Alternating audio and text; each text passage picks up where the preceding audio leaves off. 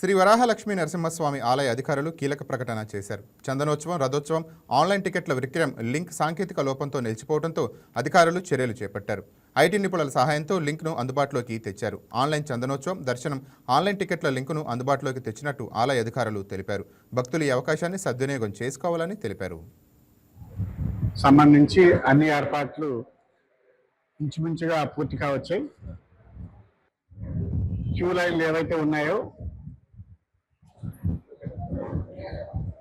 ఫ్రీకి సంబంధించి 300, 1000, 1500 వరకు సంబంధించినటువంటి క్యూ లైన్లు ఏవైతే ఉన్నాయో క్యూ లైన్లన్నీ కూడా ఇప్పటికే ఒక 1500 రప్పించి మిగతా క్యూ లైన్లన్నీ కూడా సుమారుగా పూర్తి కావచ్చాయి.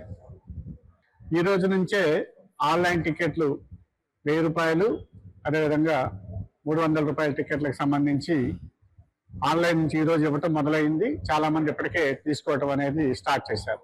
అంటే 13వ తారీఖు నుంచి 17వ తారీఖు వరకు టికెట్స్ డిస్ట్రిబ్యూషన్ అనేది పర్చేజ్ చేసుకోవడానికి యూనియన్ బ్యాంక్ ఆఫ్ ఇండియా, అదేవిధంగా స్టేట్ బ్యాంక్ వారితో ఏర్పాటు చేయడం జరిగింది. ఇవి ఆ 4 బ్రాంచ్ల ద్వారా ఇవ్వడం జరుగుతుంది. Union bank Simhachalam, state bank Simhachalam, అదేవిధంగా అక్కయ్యపాలెం, అలాగే బిర్లా జంక్షన్, ఈ 4 బ్రాంచ్ల ద్వారా టికెట్స్ అనేవి లభ్యంగా ఉంటాయి.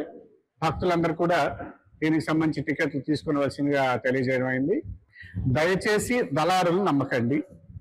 టికెట్స్ అనేవి 2 మార్గాల ద్వారా మాత్రమే ఇవ్వటం జరుగుతుంది. ఒకటి ఆన్లైన్ టికెట్, లేదా 2 బ్యాంకుల ద్వారా ఇచ్చే టికెట్. ఈ రెండింటి ద్వారా కాకుండా 3వ వ్యక్తి ఏ ఒక్కరిచ్చినా దయచేసి తీసుకోవద్దు.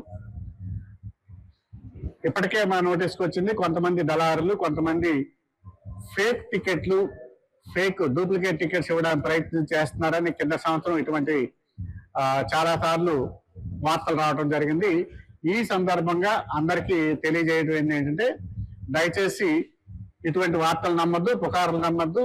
ఇచ్చేవారు ఎవరైనా ఉన్నారన్న విషయాన్ని కూడా ఎక్కడా వచ్చినా దయచేసి నమ్మద్దు.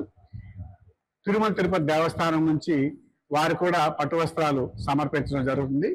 దాని తరువాత ఎవరైతే వీఐపీలు ఉన్నారో వారికి అంతరాలయ దర్శనం 4 గంటలకల్లా అన్ని విధాలుగా మొదలుపెట్టి 5 గంటల లోపే ఇటువంటి వాళ్ళు ఎవరైనా కొంతమంది వీఐపీస్, మినిస్టర్స్, జడ్జిలు ఉంటే వాళ్ళ వరకు పెట్టి ప్రయత్నం జరుగుతుంది.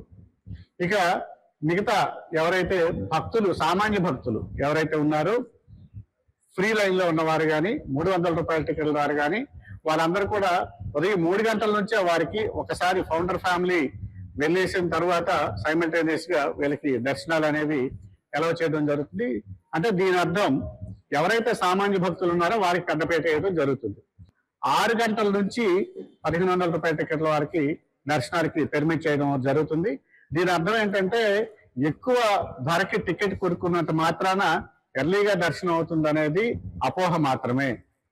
ఎవరైతే 3 ఫ్రీ దర్శనాలు ఉన్నాయో, అలాగే 300 రూపాయల టికెట్ దర్శనాలు ఉన్నాయో, సో వీరందరూ సామాన్య భక్తులు, వీరికే ప్రాధాన్యత ఇవ్వడం జరుగుతుంది. అందువల్ల వారికి 3 గంటల నుంచే వారందరికీ దర్శనానికి వెళ్ళవచ్చు.